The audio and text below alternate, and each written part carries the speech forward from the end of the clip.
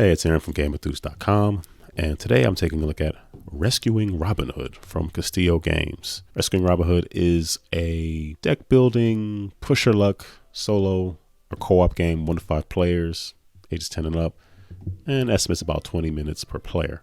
So the whole plot of Rescuing Robin Hood is Robin Hood has been captured and imprisoned by the Sheriff of Nottingham, and he's going to execute Robin Hood publicly, pretty much, in 5 days. So you have 5 days to rescue other members of Robin Hood's merry band or villagers in order to storm the castle, to break through, to rescue Robin Hood, to potentially also imprison the Sheriff of Nottingham. The game was designed by Bryce and the art is done by Paul Vermeesch. So this is the back of the box. Now we're back to the front of the box. Rescuing Robin Hood. Build your merry band, storm the castle, rescue Robin Hood. There's an exclamation point right there, which means you're supposed to get excited. So if you read it, make sure you get excited when you read it.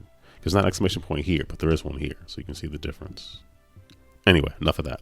Let's get this box open and feast on its sweet, sweet innards. That's a weird thing to say. Okay, so this is what a 2-player setup would look like, where you're going to have each player have their own scoring tracker and cubes to keep track of certain attributes. Those attributes are blue represents wit, green represents stealth, red represents brawn, and the yellow is jolliness, which is orange on here, but that's fine. And on your turn, essentially going to pick 2 of these to use to attack the sheriff's men. And the sheriff's men are on these blue cards who have an average of like 5, I guess is their highest stat between wit, stealth, and brawn. And then the red-backed cards, the average is a little higher in terms of their stats for wit, stealth, and brawn.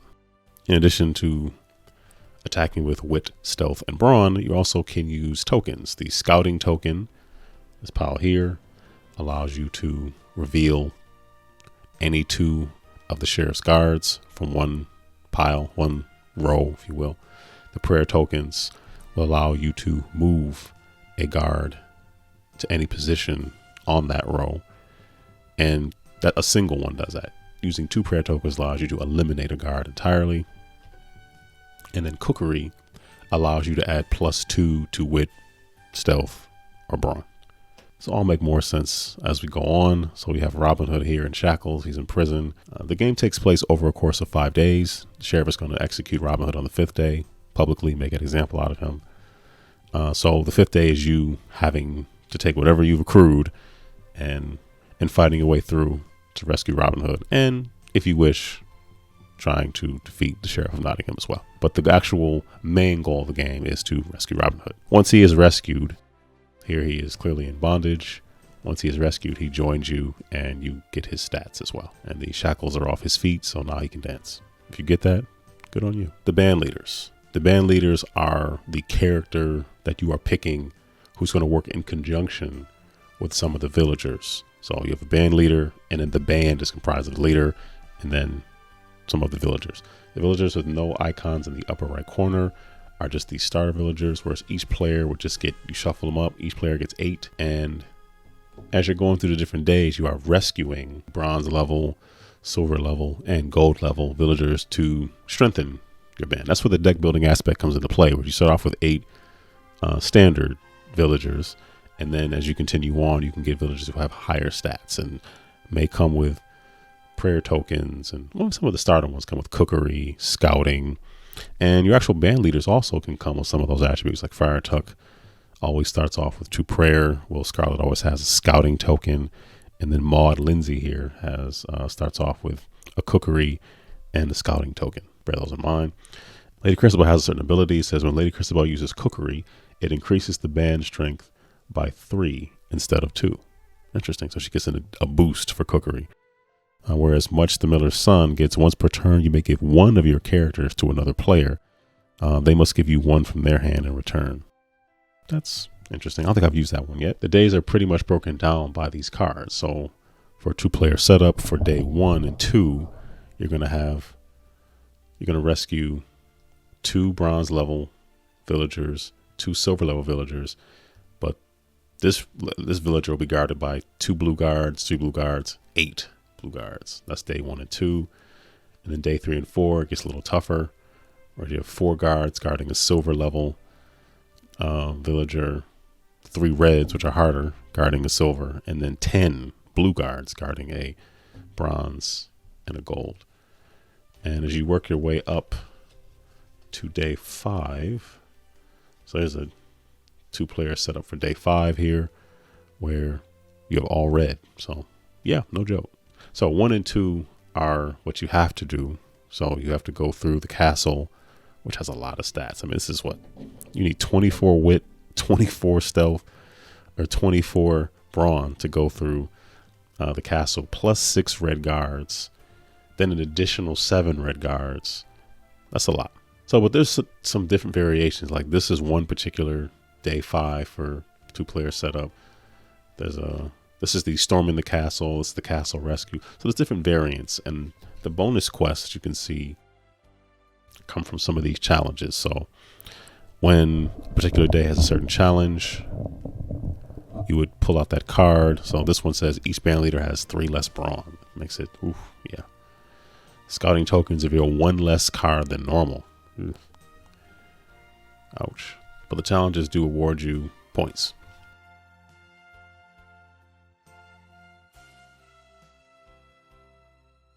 I've talked to you a lot. Let me show you how a sample day will go and move on from there. So to begin, you would take all the band leaders, come over, shuffle them up, and deal 2 band leaders to each player. And you just put the rest back in the box. So player 1 is between Maud, Lindsay, and Little John. Now Maud Lindsay comes with no stats at all, but she does get cookery and scouting, which are quite useful.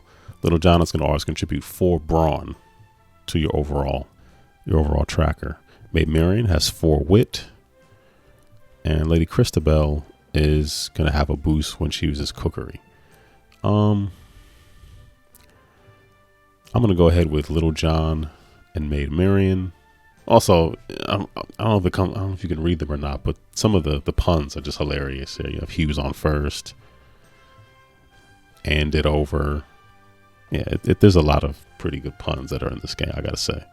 The pun game is quite strong. 1 bronze level being guarded by 3 of the sheriff's men. Silver character being guarded by 4 of the sheriff's men.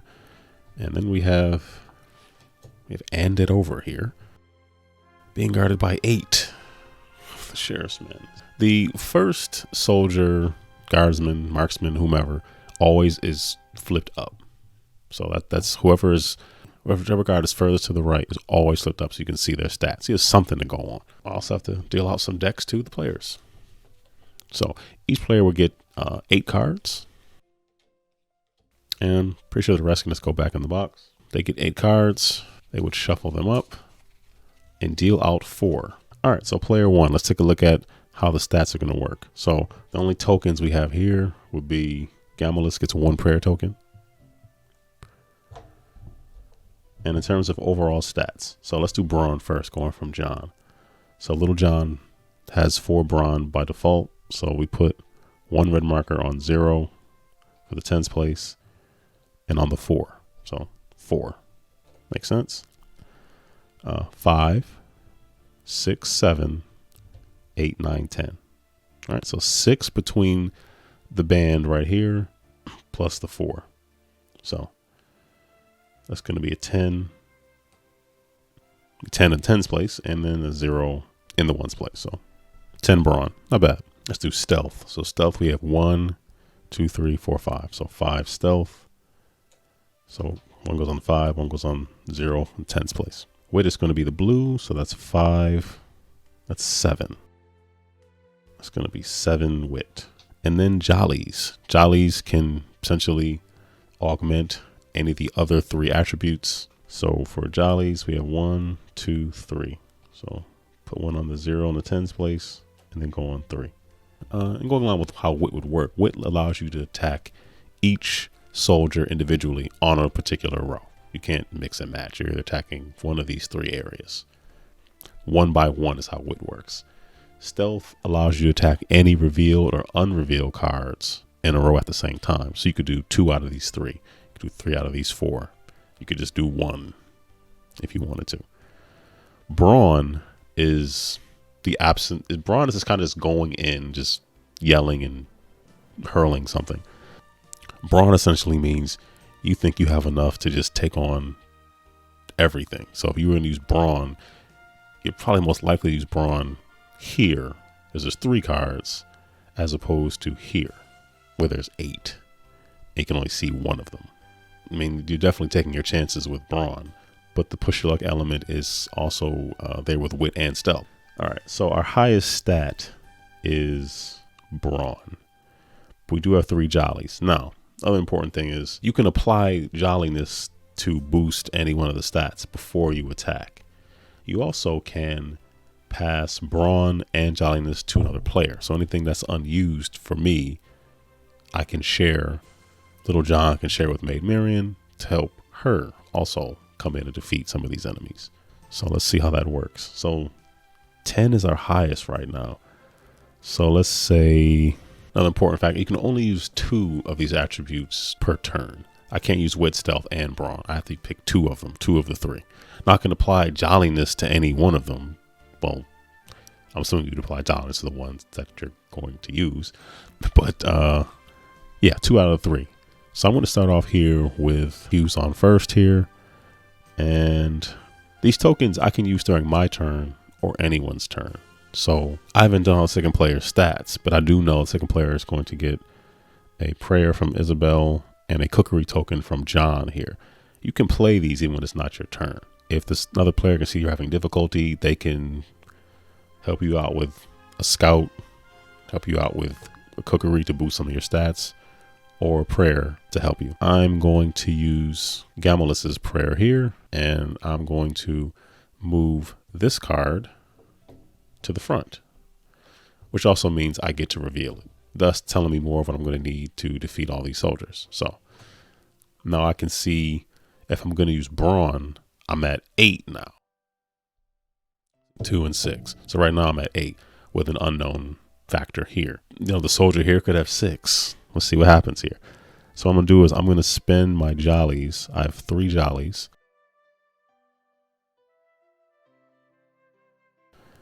I'm just going to kill them all. And then I'm going to go up to 3. So now I have 13. So 10 here and then 3 here. So now I'm up to 13 for brawn because I took the jollies and added all to brawn. Let's see if that works out. So I'm going to use brawn to attack here. So now I'm already at 8 so far, and I have a total of 13, which means I'm hoping that this is a 5 or less. Otherwise, this experiment failed. Okay, and I flip over the Sheriff Swordsman, and this is a total of 12. So I have 13. So now this goes back down here, and I have 1 left. So I'll use 12 of the brawn, and I have 1 left. This whole row of enemies is defeated, and I just get set off to the side. And then I'm just going to bring Hughes on first down here, meaning the deck building part is in between the days. People are going to be taking the villagers you rescued are going to be dispersed amongst all the players. And you're going to kind of want to get cards that complement you well. Were I not able to defeat these soldiers, the ones that you never defeat actually go next to the Sheriff of Nottingham, thus making it more difficult later on in the game. Defeat the soldiers, it also means that the villagers aren't rescued and they would go next to Robin Hood, meaning they're also going to be imprisoned. So I use brawn, so I can use 1 more. My highest stat now is wit. And see, if I don't use stealth or wit, they just go away. So I'm at 5 and 7. I feel like these soldiers are going to be pretty low in stealth and maybe higher in wit. So let's say I'm at 5. So if I use 2 of them, now I'm down to 3, but I did defeat this soldier. Okay, I do have a single brawn left, so I'm going to use that. I think you can go in between the 2 attributes as long as you don't use more than one. So I use stealth. Now I'm going to use this last brawn here. I hope I can do that. I'll leave a correction down if I can't. And I'm going to use the single brawn I had left to defeat this soldier. All right, now I do have 3 stealth left, so I could use stealth to defeat that soldier.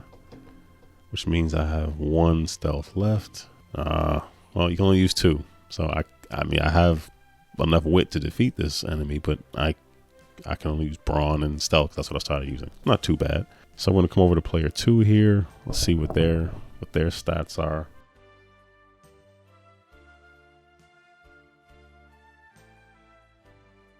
So now I have 8 stealth and 13 wit. In addition, I already got my cookery. Oh, I can use my cookery. Oh, if you don't use cookery, it carries between rounds. Cookery becomes mead, and I think that's what these are for. So cookery just kind of become like a jolly, if you will. So when you use cookery during the turn, it can boost any stat by 2. If you don't use it during your turn, it becomes mead, which means essentially a jolly for the next round. So you can use it to boost a stat by 1.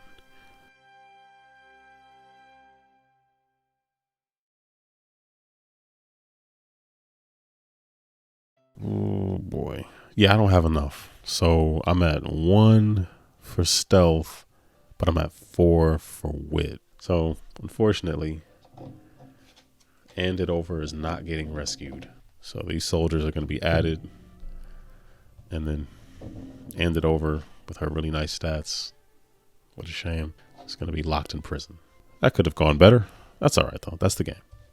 So now you get down. So now this also, I didn't show. This is the first player marker. This is the first player on the first day. So they get to pick first. They're going to pick Affin and add them to their discard pile. And then the second player is going to pick Hughes on first. And that will be day number 1. Day number 2 has the exact same setup.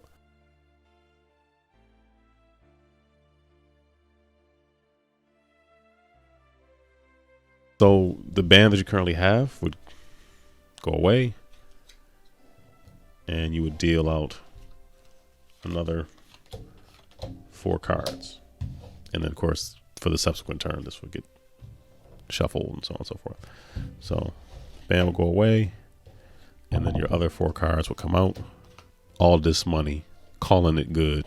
Like I said, the pun game is strong. So that's how a day will go, day 1. Now, day 1 and day 3 are kind of the same, meaning you just do the setup. It is what it is.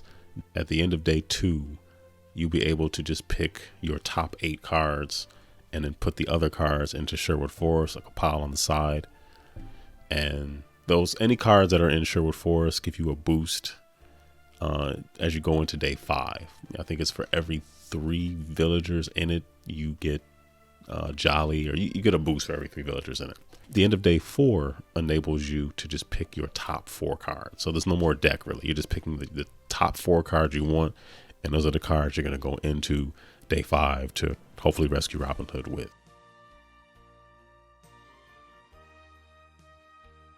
That's sort of how rescuing Robin Hood goes. As you can see, it can be challenging. I was not completely successful in day 1. I added soldiers to the end of the game and added another prisoner, unfortunately. I thought about maybe hand picking the cards I got to be successful, but sometimes it's okay to lose or not do as well as you would have liked to. That's always a chance you take when you play a game. The game definitely skews towards a younger audience, trying to introduce the concept of what deck building is and acquiring cards that you need and others that complement what you have very well. So I think it does a good job at that. But as you can see, like I said, the challenge is there. You can mess up. You can fail. You can use brawn to attack a bunch of soldiers and completely bomb it. But I think the scouting and the praying always works, and the cookery are nice additions to give you a nice boost. And the fact that you can share brawn and jolliness from one player to the other is nice. So, if you're low on brawn, you're high on wit and stealth, use those and then pass that brawn one of your teammates, if you will. Now, even though you have different decks, you are working together to defeat these soldiers and ultimately try to rescue Robin Hood. So that's Rescuing Robin Hood, which is a little bit different than other co-op games I've played, but definitely in a good way. Rescuing Robin Hood is on Kickstarter right now, not for very long. So I say if you like co-op games, something that can be played with a younger audience and played with an older audience, because the challenge is there. Rescuing Robin Hood should be something that's on your list, so I suggest that you go support it. It's fun. Thank you for watching. wear a mask, stay safe, be blessed.